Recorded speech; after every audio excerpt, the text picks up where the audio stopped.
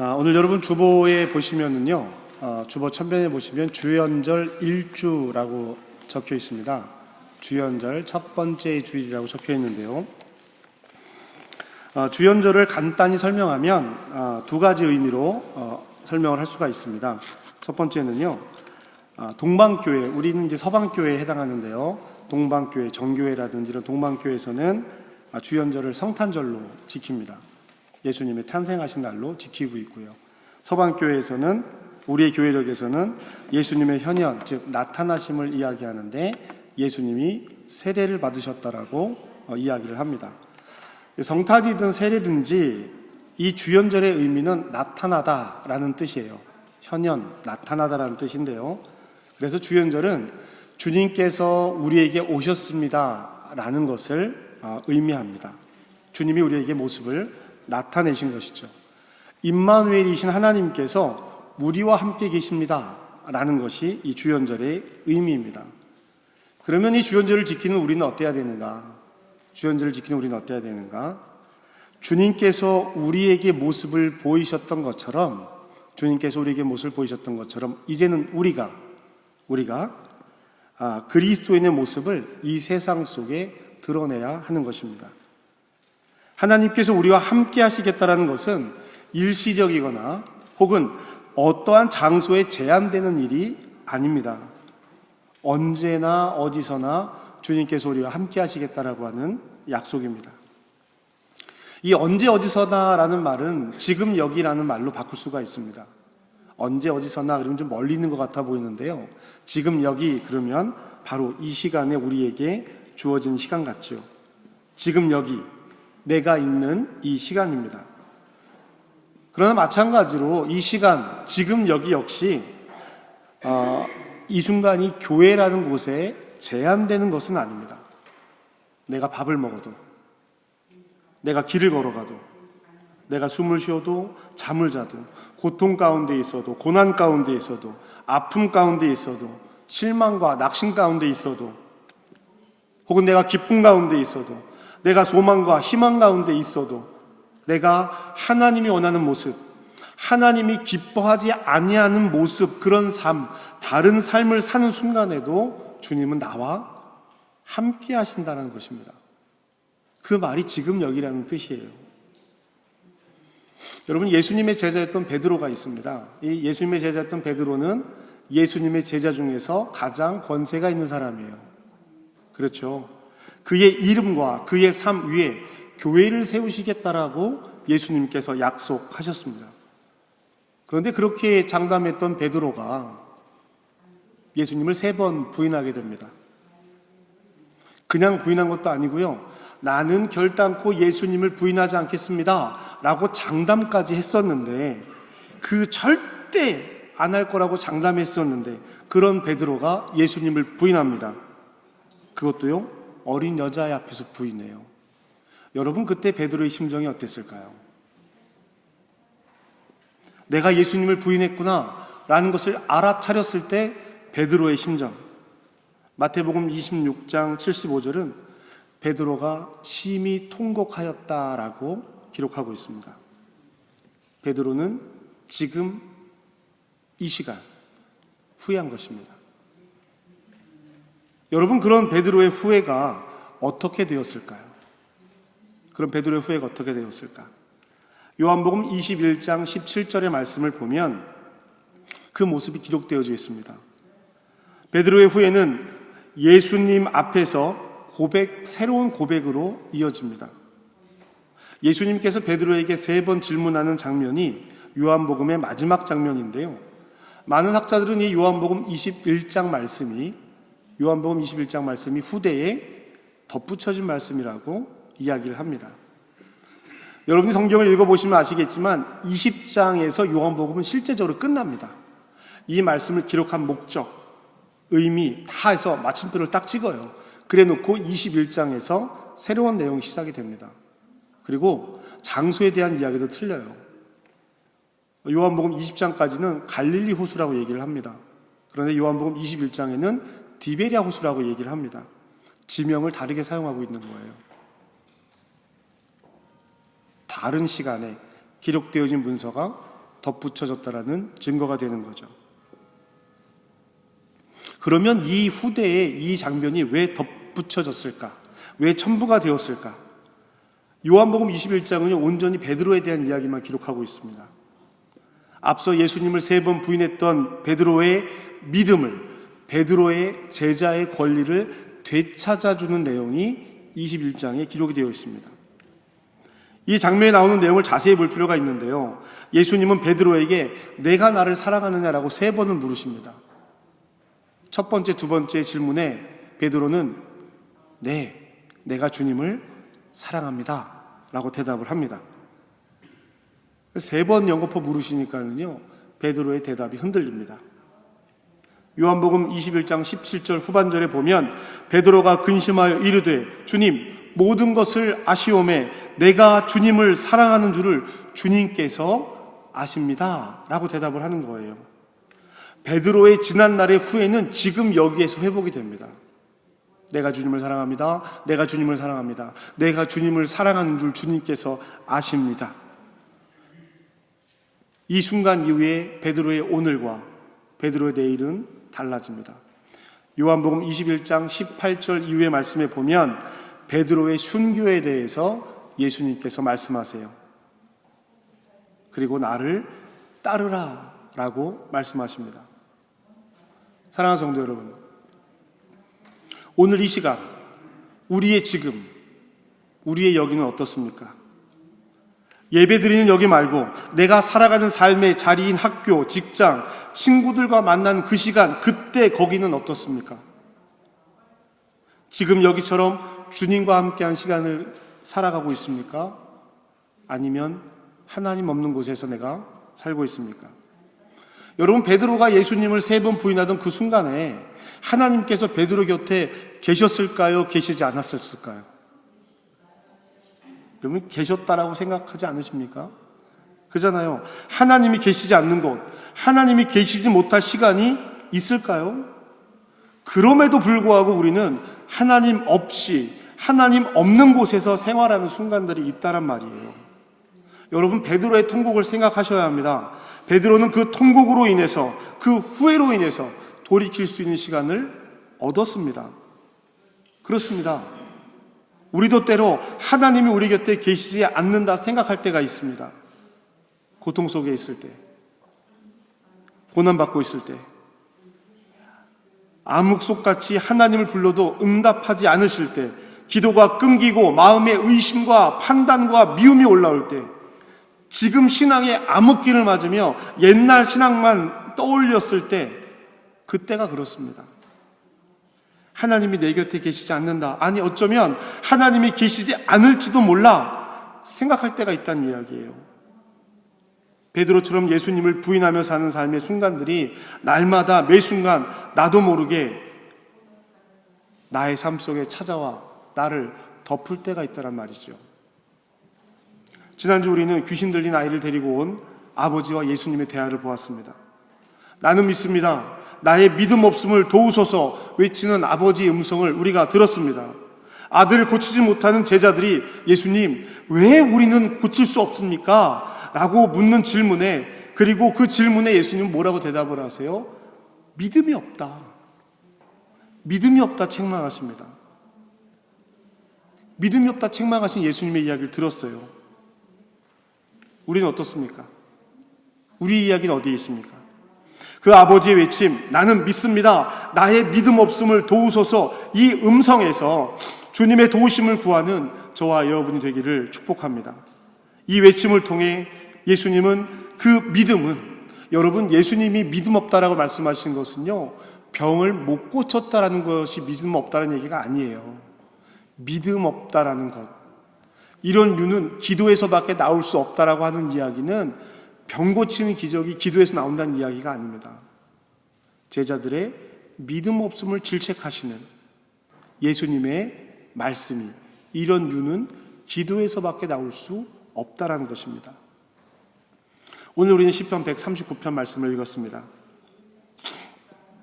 시편 139편은 나를 아시는 하나님, 나의 곁에 계신 하나님에 대한 다윗의 고백입니다. 139편 12절까지 읽었는데요. 139편 전체가 하나님은 모든 것을 아시고, 하나님은 어디서나 계시고, 하나님은 모든 능력이 있으십니다 라고 고백하는 겁니다. 하나님의 순간은 우리와 다르게 매 순간 지금 여기입니다.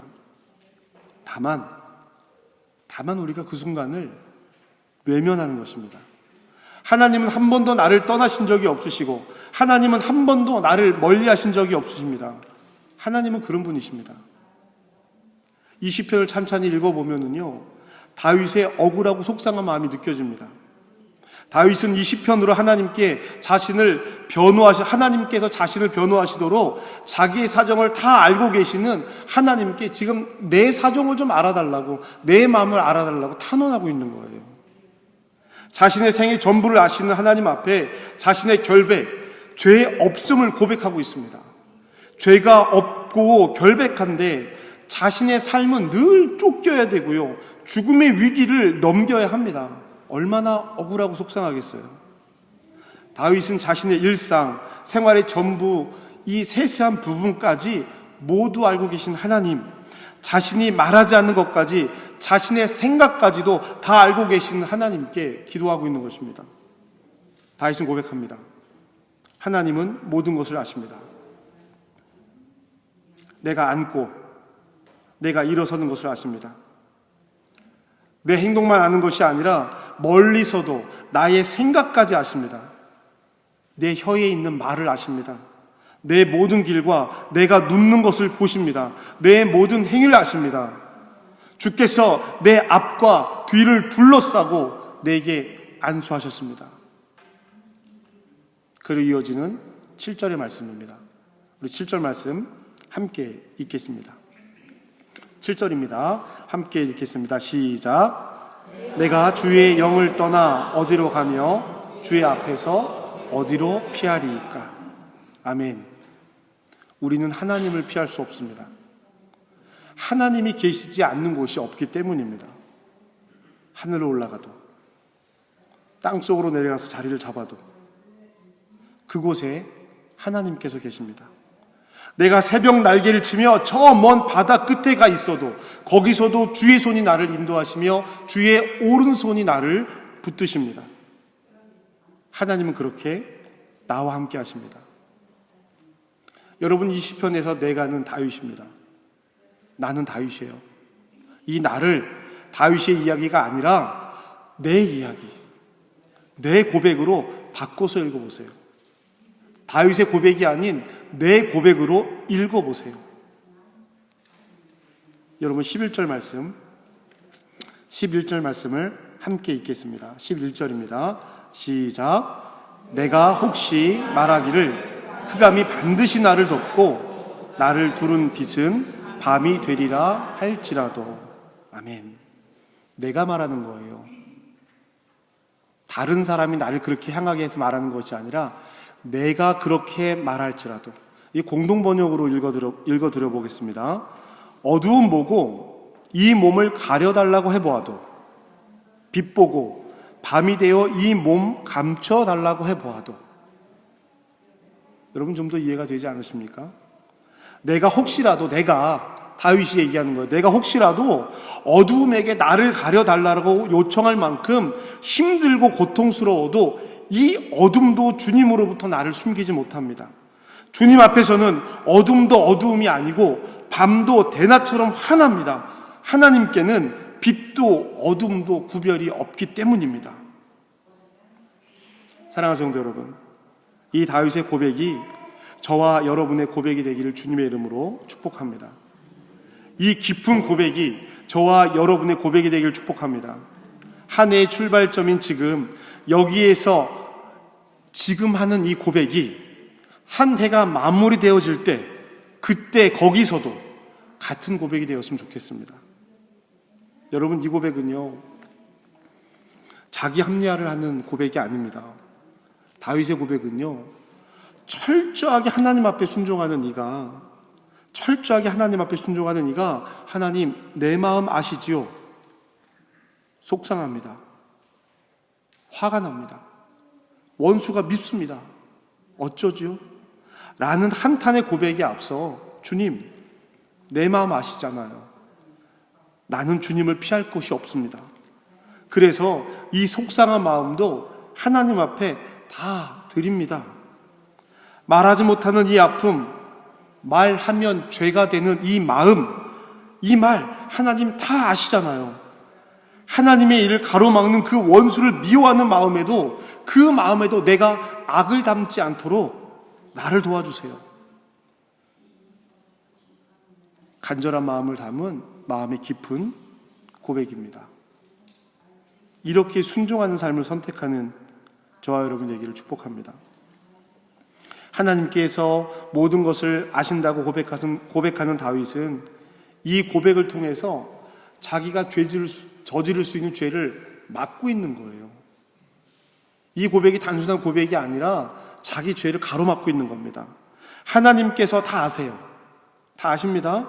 이런 순종의 마음, 이런 결단의 마음만 골라서 하나님께서 그 마음을 아실까요? 하나님 내 마음 다 아십니다 라고 고백할 때 내 안에 좋은 마음들, 순종하는 마음, 결단하는 마음을 하나님이 아시고 내 마음에 있는 미움, 시기, 질투, 화남, 분노, 이런 마음을 하나님이 몰라주세요. 이게 가능한 일입니까? 이는 가능하지 않습니다.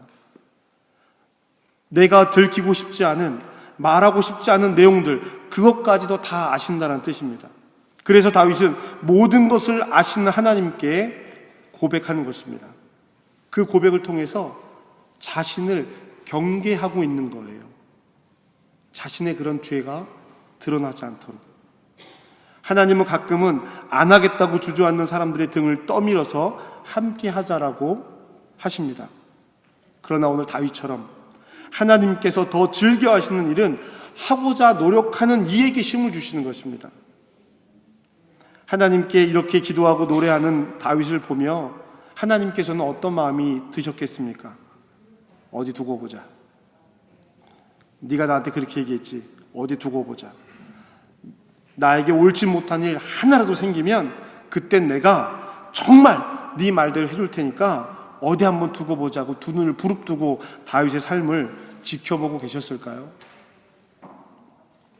오히려 하나님은 이런 다윗의 고백을 고마워하시면서 하나님께서 하실 수 있는 모든 일을 앞서 하실 것입니다.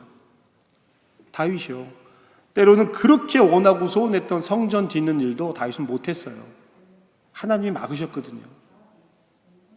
하나님이 그것을 가로막으시면서도 눈물로 기도하는 다윗의 기도를 늘 위로의 마음으로 들어주셨다라는 것입니다. 여러분, 다시 한번 부탁드립니다. 이 시편의 고백이 저와 여러분의 처음 고백이며 마지막 고백이길 바랍니다.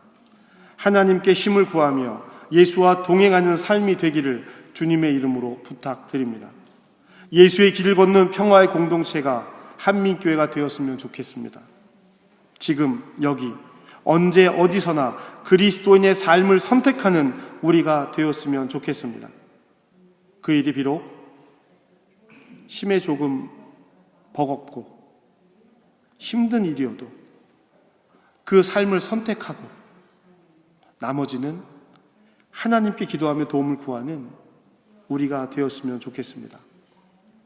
내일, 다음이 아니라 지금 여기에서 신앙의 성숙과 성장이 딱 한 걸음이라도 더 나아가는 우리가 되었으면 좋겠습니다. 마음의 깊이가 조금 더 깊어지는 우리가 되었으면 좋겠습니다. 생각의 깊이가 세상의 판단과 기준이 아니라 내 마음과 내 결정이 아니라 하나님 편으로 한 걸음만 더 옮겨갔으면 좋겠습니다. 우리 교회는요, 40년을 감사하는 것으로 그치는 것이 아니라 주님 앞에 우리의 삶을 비추어서 변하고 회개하고 더해서 다음 40년을 준비하는 교회가 되었으면 좋겠습니다. 더 많이 기도하고 더 많이 기도해서 하나님의 마음을 헤아리는 교회와 성도가 되었으면 좋겠습니다. 그런 일을 선택하며 살아가는 삶이 지치지 않았으면 좋겠습니다. 낙심하지 않았으면 좋겠습니다. 내가 해보겠다라는 교만을 버리고 주님께서 하시는 일에 내가 방법이 되고 내가 도구가 되겠습니다 고백하는 우리가 되었으면 좋겠습니다. 지금 바로 이곳 한오보에서 시작하는 하나님의 물결이 되시기를 주님의 이름으로 축복합니다. 어둠도 숨기지 못합니다. 주님의 손이 날 인도합니다. 우리의 고백처럼 이루어지는 삶이 되기를 주님의 이름으로 축복합니다. 우리 함께 시편 139편 9절에서 10절 말씀을 함께 읽겠습니다. 시편 139편 9절 10절 오늘 본문 말씀인데요. 다시 한번 함께 읽겠습니다. 시작. 내가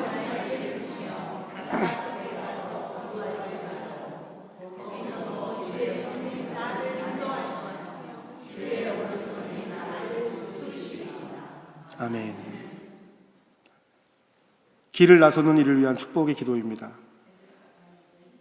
예수의 길을 나서는 2020년에 한 걸음의 길을 나서는 여러분을 위해 이 기도문으로 기도합니다.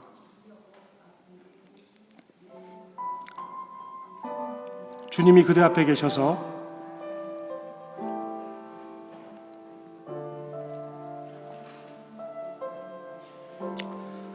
그대에게 바른 길을 보이시기 바랍니다.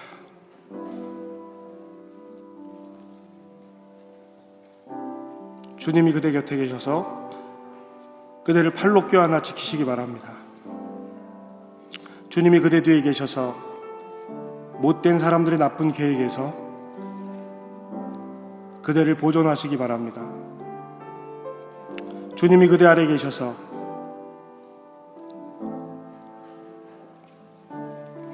그대가 떨어지면 받아주시고 그대를 덧해서 건져주시기 바랍니다.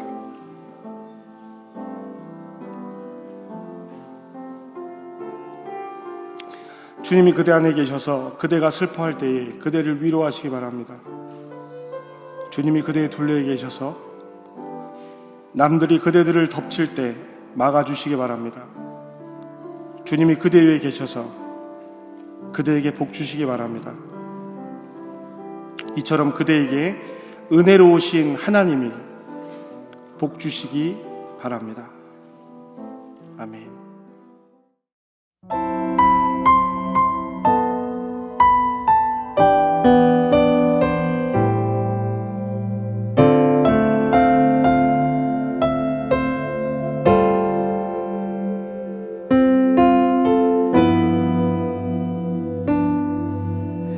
주의 신을 내가 떠나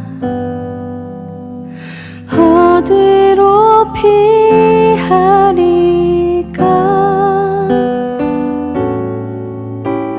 주는 모든 것 아시오니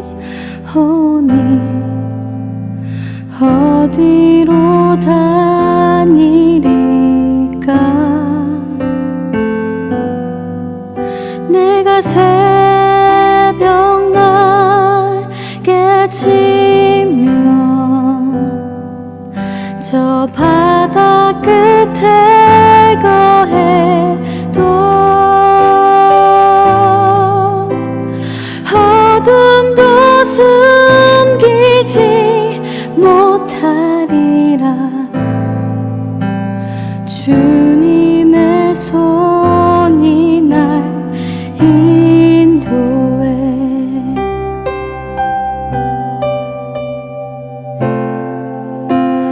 주의 신을 내가 떠나 어디로 피하리까.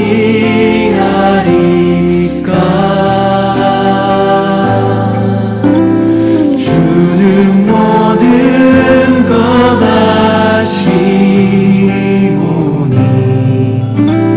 어디로 다니리까.